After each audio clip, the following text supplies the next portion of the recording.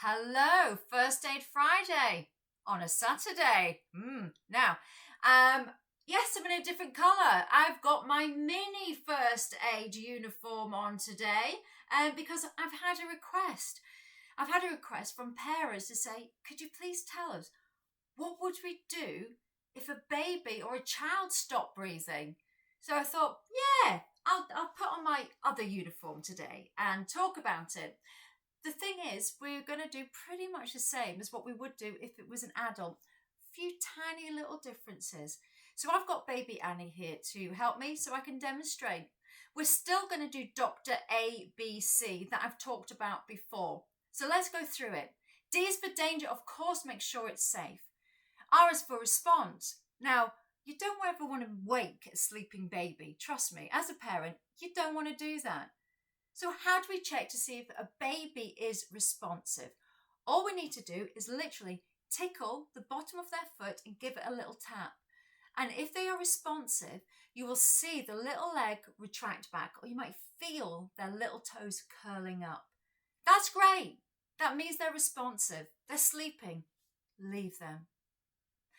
But let's say you give a tickle and a tap and there's no response. We now say that baby is unresponsive. So we have to go through our A, B, C's, the same as what we would do if it was an adult. A is for airway. So what do we mean airway? We don't need to go looking in. I want you all of you right now, I want to tilt your head back as far as you can. Yeah. Now try and swallow. It's either impossible or virtually impossible. Why? When we are unresponsive, all the muscles are completely relaxed in our body. Our tongue is a very strong muscle. It will also relax. So when somebody's unresponsive, that tongue's blocking, right? So what we need to do is open the airway, tilt that head back. Now the tongue is lifted off the back of the airway. We can now check to see if they are breathing. So we're going to get our ear down and we're looking, listening, feeling for that 10 seconds. Baby's not breathing. If baby's not breathing, of course, get somebody to call 999 straight away. But what are we going to do? This is where the difference is between babies and children and adults. With an adult, we start compression straight away. But with a baby and child, we don't. We start with 5 initial rescue breaths. Why? If you think, let's say you've bought a brand new car, right? Brand new car, driving it out of the showroom. What do you think the chances are of the engine breaking down? Tiny, yeah? So let's compare a baby to a car. What do you think the chances are of their engine, their heart breaking down? It's very, very rare. It's more than likely going to be a pulmonary problem, as in a problem with their breathing.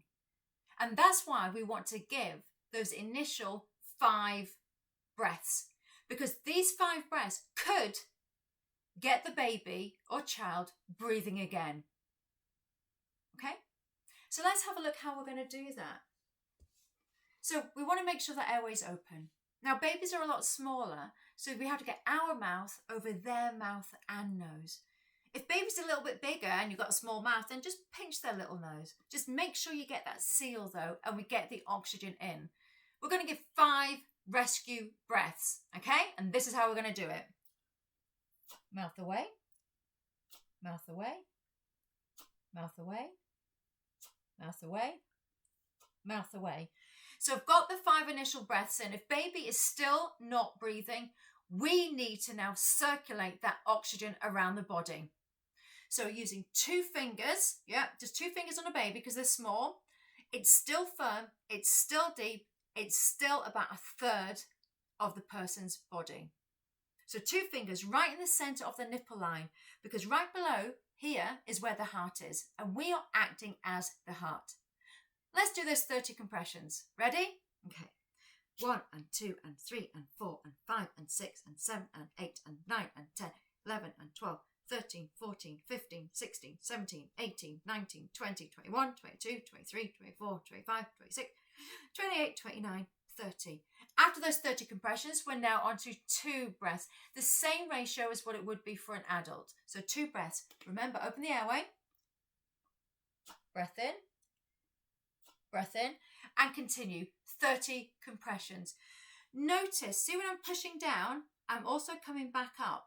That's how the heart works. Your heart goes boom, boom, boom, boom, boom, boom, boom, boom.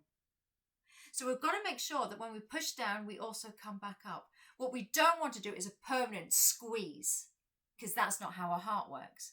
So let me show you one more time. So 30 compressions. Fingers, heel, right in between the nipple line. 1 and 2 and 3 and 4 and 5 and 6 and 7 and 8 and 9 and 10, 11 and 12, 13, 14, 15, 16, 17, 18, 19, 20. 2 rescue breaths. Open up the airway. Breath in, and you would continue and keep going until the emergency services arrive. Now 999, yeah, they are going to stay with you on the phone until emergency services are there with you on site and ready to take over. But I can't stress enough, this is very rare, but it's a very good idea as well to let people know, share it with those that you never know. It might not be somebody that's got a baby. They could be out somewhere on holiday, maybe shopping when we get back to shopping, and it might happen. So having this skill could save somebody's life. Okay? Now, I am Sarah Phillips, and I am owner, trainer of First Aid at Work, Aberdeen and Aberdeenshire. But remember, in partnership with Mini First Aid, this job is to do with the children and keeping them safe and teaching them as well. If you have any questions, please, please, please drop me a message, leave a comment, and I hope you never ever have to use it. So from me, from Baby Rosie, have a great weekend. Keep safe.